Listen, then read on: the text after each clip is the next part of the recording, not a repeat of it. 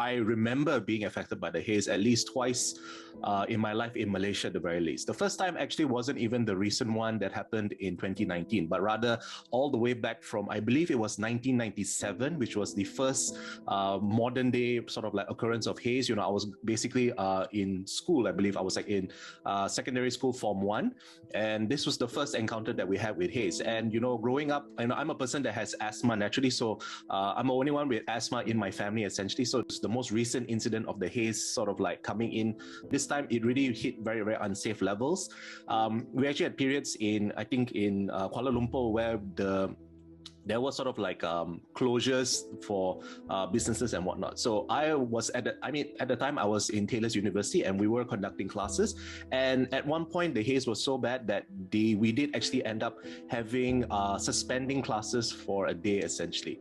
I believe it was a day or 2 days. I can't remember the exact sequence of events, but we ended up suspending classes, meaning that we just sort of converted classes into online for these 2 days where the haze was particularly bad. And the haze back then was quite bad. Even if you're sitting in the sort of like the ground floor parking lot, you could clearly see the haze at probably like 5 meters above ground level essentially. It was really very bad. You could see it all over the campus essentially. So a lot of people were not coming and people were very hesitant to sort of like show up as well. School was like 50 to 60 kilometers away for me.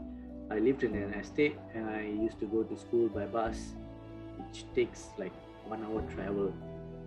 So we kind of get an early notification when, due to haze, the school has been closed for the day or for a few days. The awareness was totally not there. We didn't bother about it.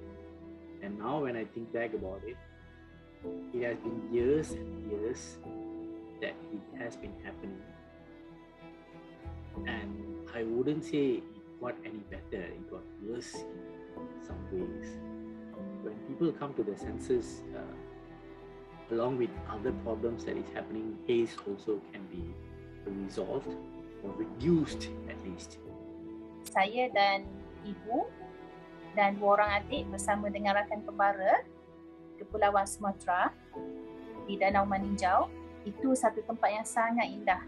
Keindahan yang selama ni kami dapati sebab kami pernah melawat Maninjau pada bulan Jun. Totally different. Okay? Sangat berbeza disebabkan oleh kesan daripada jeruk.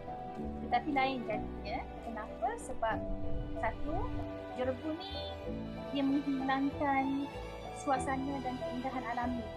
Jadi kita tidak banyak keluar. Bila kita keluar pun tinggal sekejap je dekat danau sebab memang tak nampak apa.